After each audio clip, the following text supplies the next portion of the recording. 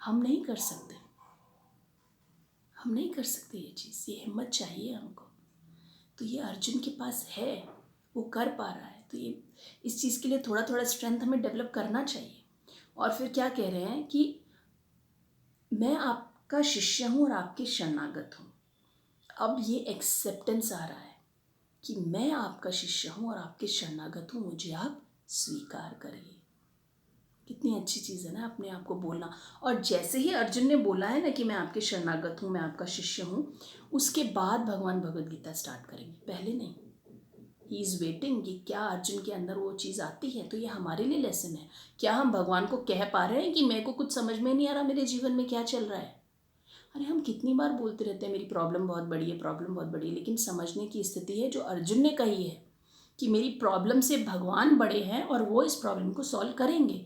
तो ये कहने के लिए हमारे अंदर में एक स्ट्रेंथ, एक सशक्त वो फेथ होना चाहिए। तो वो फेथ कैसे आएगा? वो हमारी साधना से आएगा, एनालाइज करने से आएगा प्रतिदिन कि हाँ मैं श्रेष्ठ नहीं हूँ, भगवान श्रेष्ठ है, भगवान परम है। तो अभी 2.8 में है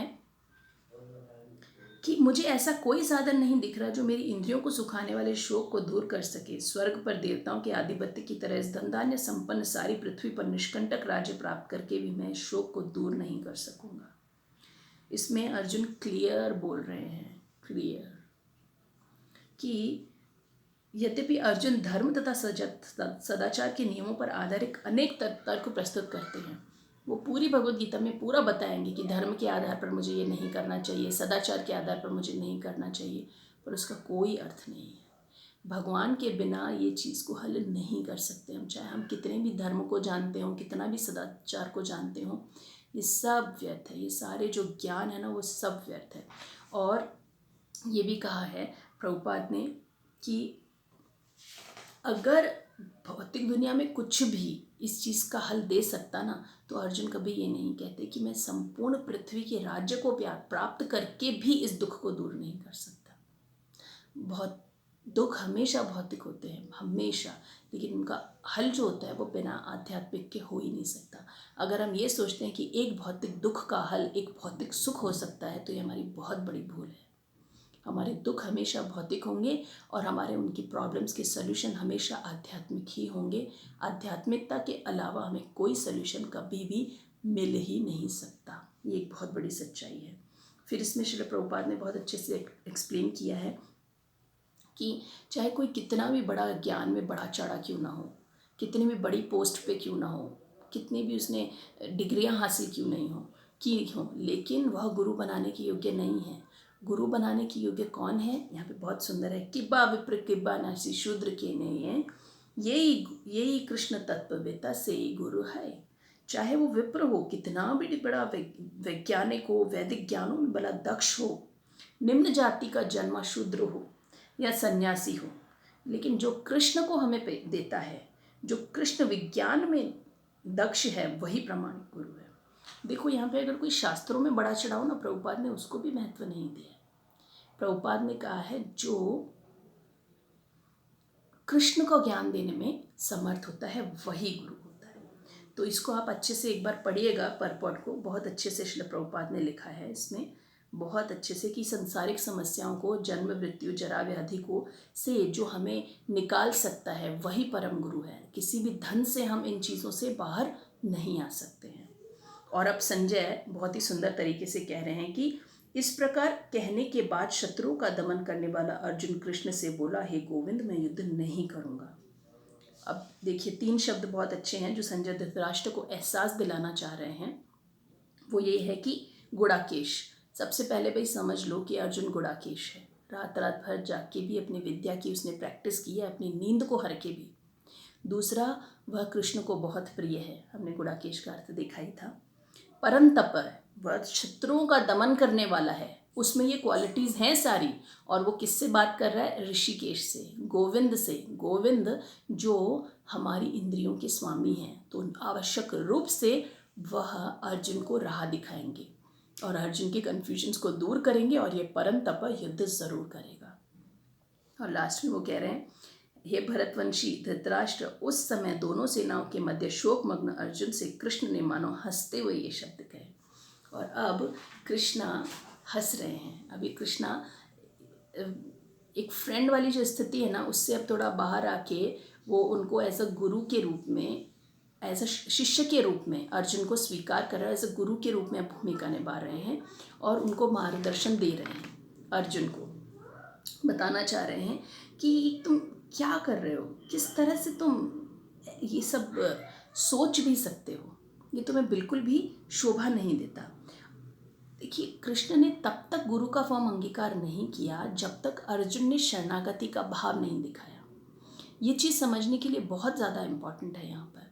यदि अब भगवान चाहें तो हमारे साथ क्या नहीं कर सकते। वो एक भ्रकुटी उठाते ना, यूँ पूरा ब्रह्मांड ध्वस्त हो सकता है। हम तो चीज़ ही क्या है, हम राई के दाने के से भी कितने छोटे हैं ना, हम समझ नहीं सकते अगर हम ब्रह्मांड और क्रिएशन से खुद को कंपेयर करें तो। भगवान जो चाहे ना वो हमारे साथ कर सकते हैं, लेकिन भगवान बाध्य हैं, वो नहीं करेंगे क्योंकि वो हमको प्यार करते हैं। हमारे ऊपर वो कंट्रोल नहीं रखते, हमको वो स्वतंत्रता देते हैं। तुम जो चाहोगे वो मैं करूँगा। ऐसे ही अर्जुन को बोला है ना, यथे इच्छसि तथे कुरु, जो तुम्हारी इच्छा हो वो करो, फैसिलिटी मैं दूंगा। इसी तरह से हम भगवान की शरण लेना चाहते हैं, हम परिवार वालों की शरण लेना चाहते हैं, या हम किसी असुर की शरण लेना चाहते हैं, किसी देवता की शरण लेना चाहते हैं, इन सब का कंट्रोल भगवान के पास है। हम जो शरण लेना चाहते हैं भगवान पूरी व्यवस्था करेंगे, लेकिन हमारे जो संबंधी हैं, परिवार वाले हैं, उनकी शरणागति हमारे लिए कितनी लिमिटेड है, क्योंकि वो बेचारे खुद ही लिमिटेड हैं।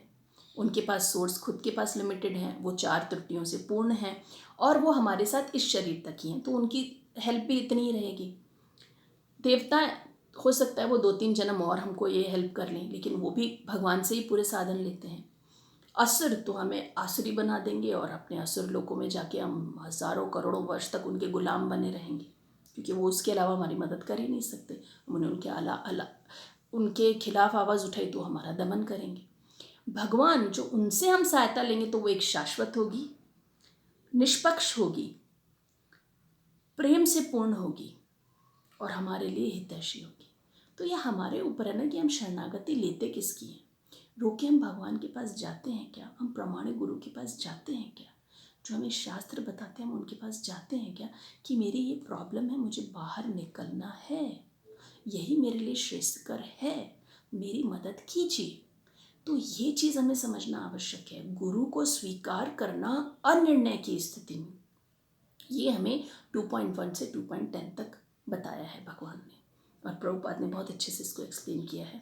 मैं एक बार फिर से कहूँगी कि हमें बहुत अच्छे से इस चीज़ को पढ़ना है, ताकि हम 2nd चैप्टर तो बहुत अच्छे से कर लें, बहुत अच्छे से, और बहुत इंटरेस्टिंग चैप्टर है ये। कार्पण्य दोषो 2.7 श्लोका इसमें याद करने के लिए है। आप प्लीज़ मुझे रिकॉर्ड करके भेजिए याद करके, और इसको कम से कम 10 बार तो दिन में बोलिए, कम से कम। बहुत इम्पॉर्टेंट श्लोका है जो हमारे जीवन की हमें सही राह देगा, है ना। Thank you so much. और पहले भी मैंने 1-2 श्लोक याद करने के लिए बोले थे, प्लस मुझे काफ़ी जनों के टेस्ट पेपर्स हैं। रियली सॉरी, मैं थोड़ा बिजी थी, मैं कर नहीं पाई, बट मैं जल्दी उनको करके और सबको पर्सनली जवाब दूंगी। Thank you so much. Hare Krishna Krishna Krishna Hare Hare, Hare Ram Ram Ram Hare Hare. Shri Shrimad Bhagavad Gita की जय, श्री प्रभुपाद की जय, श्री गुरुदेव की जय।